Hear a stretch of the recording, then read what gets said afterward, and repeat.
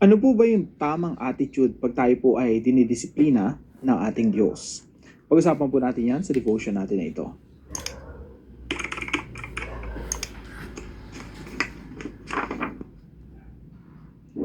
Magandang araw po sa bawat isa sa inyo. Welcome back to our 365 Daily Devotions Bible Characters Edition.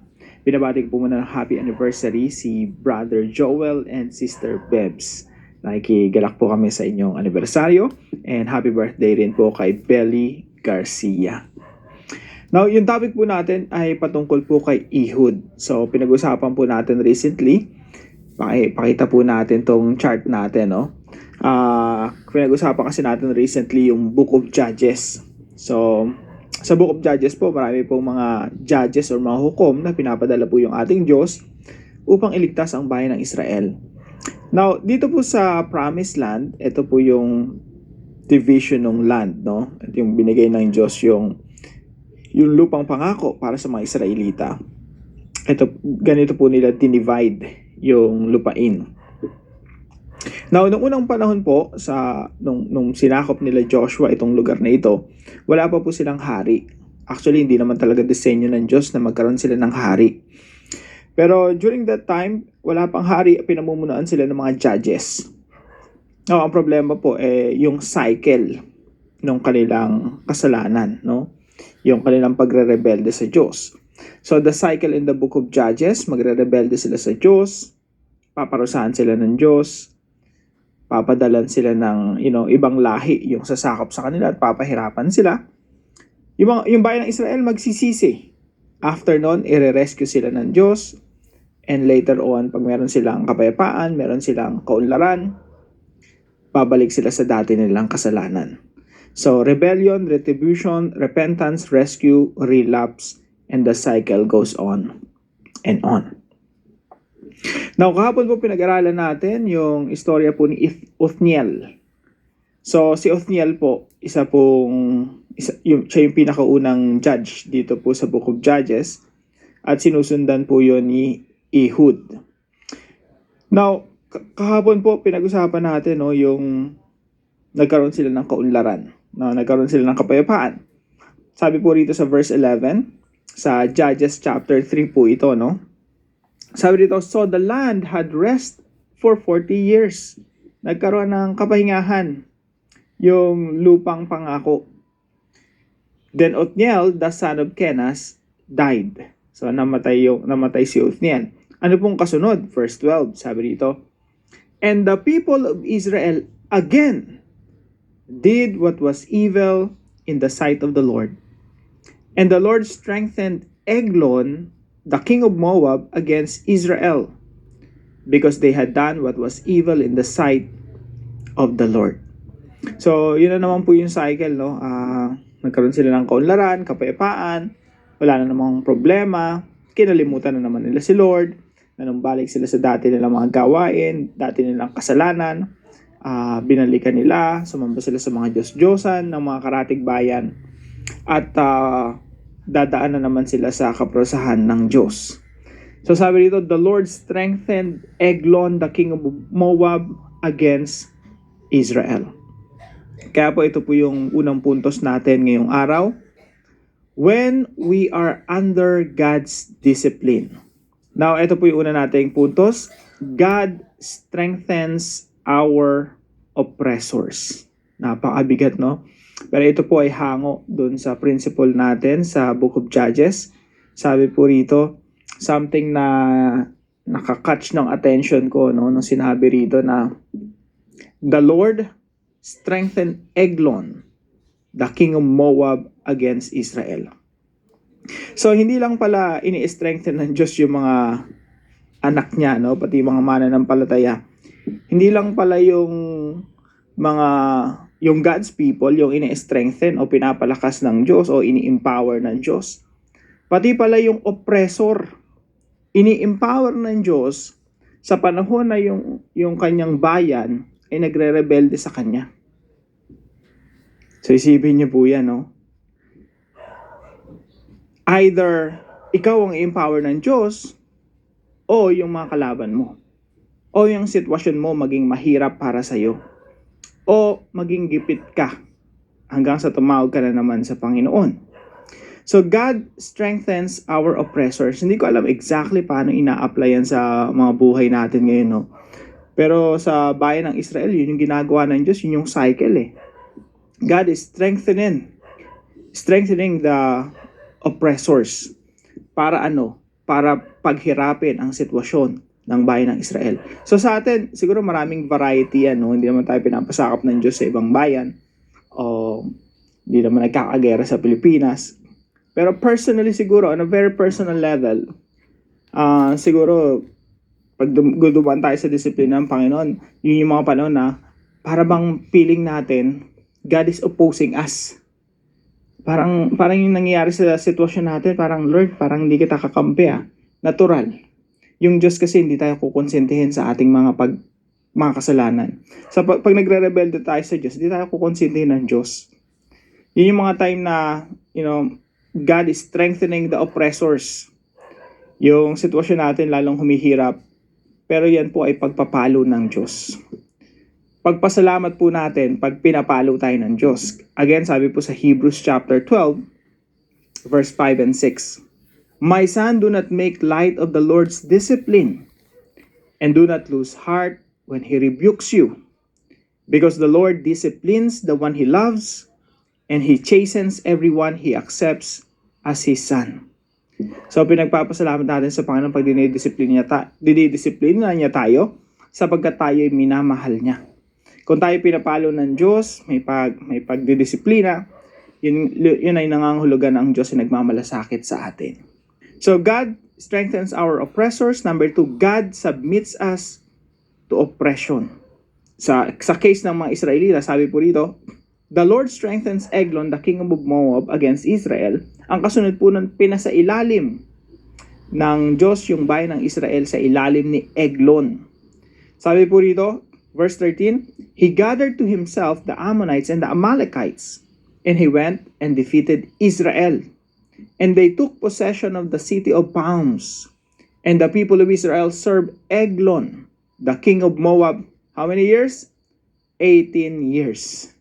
18 years of oppression. 18 years of subjugation. 18 years of suffering. Kapag po tayo ay hindi natin, for example, hindi natin ingatan yung sarili natin, pinili natin yung bisyo.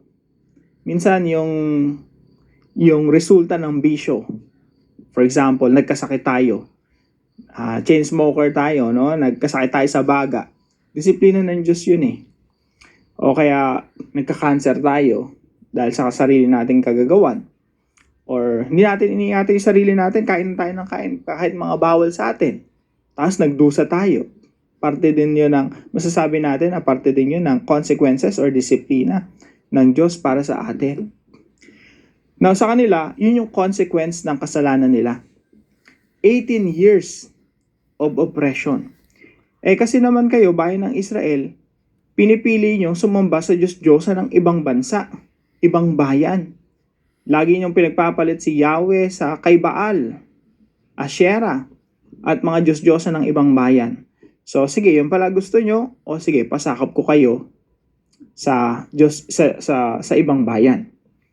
So yun yung consequence po ng kanilang kasalanan. So sa atin din po, God submits us to oppression, and pangatlo po, God rescues us upon repentance. Ang Diyos po ay nagmamalasakit sa atin, nagmamahal sa atin, and the moment we repent, tinalikuran na ating mga kasalanan, meron pong pagsaklolo yung Diyos para sa atin. Kaya po sabi rito sa verse 15, Then the people of Israel cried out to the Lord, and the Lord raised up for them a deliverer, Ehud, the son of Gera the Benjamite, a left-handed man. Alam niyo po kung anong ginawa ni Ehud? Si Ehud po pumunta doon sa pinaka-teritoryo ng kalaban. Doon sa chamber mismo ng hari ni Eglon. At ito si Ehud, kaliwete po ito. Meron po siyang 18 inches na ginawa na panaksak, no? Tapos pinuntahin niya yung hari, kunyari magbibigay siya ng tribute. So sabi niya sa mahal na hari, meron akong sekreto sasabihin sa inyo. Ito yung sinasabi ng ni Yahweh, sinasabi ng Diyos sa inyo. Ang ginawa niya, sinaksak niya. Yung si Eglon, sobrang laki. Sabi ng Biblia, he's very fat. Na yung espada na isinaksak sa kanya, para bang, parang nilunok lang nung tiyan. Sinaksak na yan, tapos naiwan pa yung espada nung yung panaksak, tapos umalis si Ehud. At si Ehud bumalik sa kanyang bayan, in-announce niya yung kanyang tagumpay, at he raised an army and he fought the rest of the enemies. So God rescues us upon repentance. Sa atin rin po, sa pagmamalasakit ng Diyos sa atin, sa pag-ibig ng Diyos sa atin, tayo po ay nililigtas niya rin. At kailangan lang po talaga nating magsisi. Kailangan lang talaga nating tumalikod sa ating mga kasalanan at damahin ang protection ng Diyos every time we, kapag nagsisi ka kasi, ang may experience mo na, protection ng Diyos. Ang may experience mo ay pabor ng Diyos.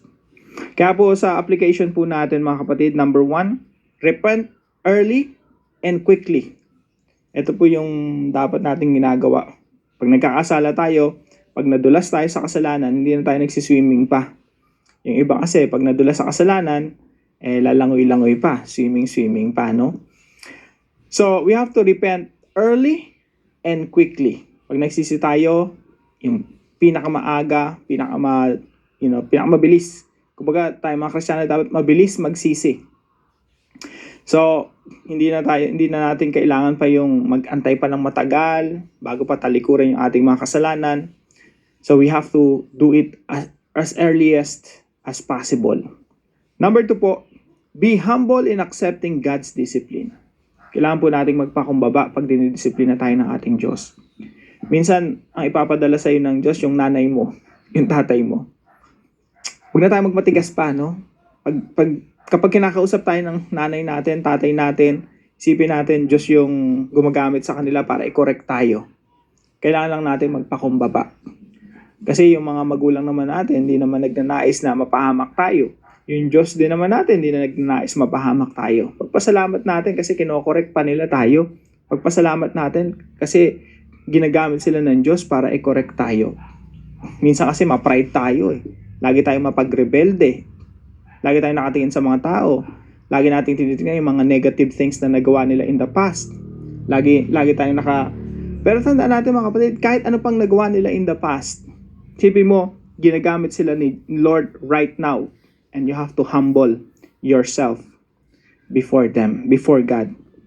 Number 3 po, remain under God's blessing and protection. Again, sabi po dito sa Hebrews chapter 12, my son, do not make light of the Lord's discipline, and do not lose heart when He rebukes you. Because the Lord disciplines the one He loves. Kung ikaw dinidisiplina ka ng Diyos, pinapalo ka ng Diyos, pagpasalamat mo kasi minamahal ka niya. Nagmamalasakit siya sa iyo.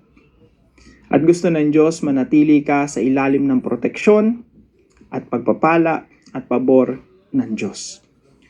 Hindi po gusto ng Diyos na konsintihin tayo sa ating mga kasalanan.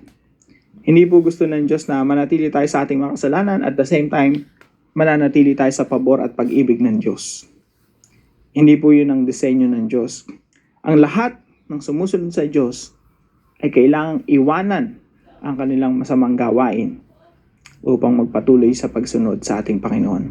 Sa ganung pagkakataon, tayo po ay makakadama at makakaranas ng pabor, ng pag-ibig, ng pag-aaruga ng ating Diyos. Hindi pwedeng pinipili mo yung kasalanan mo, tapos pro-protectionan ka pa ng Diyos, no? Hindi po ganon. Makikita po natin yan sa bahay ng Israel. No? Hindi sila kinonsinti ng Diyos. Lagi silang dinidisiplina ng Diyos. Para naman po sa ating discussion, what is the right attitude when God disciplines us? Patuloy po natin pag-usapan yan sa ating mga discussion groups. At para po sa ating dive deeper, Jesus is the greater Ehud. Pag-usapan po natin yan sa papanong paraan. Tayo po'y manalangin. Father God, when you discipline me, help me not to resist or complain. Remind me that even when you strengthen oppressors and allowed hardships, you are still righteous and loving. Keep me from pride and teach me to repent early and quickly. Give me a humble heart that accepts your correction without bitterness. Guard me from drifting further into sin and keep me under your blessing and protection. Thank you that you don't leave me in oppression, but rescue me when I turn back to you. Above all, thank you for Jesus, the greater Ehud, my true deliverer. In Jesus' name, amen and amen.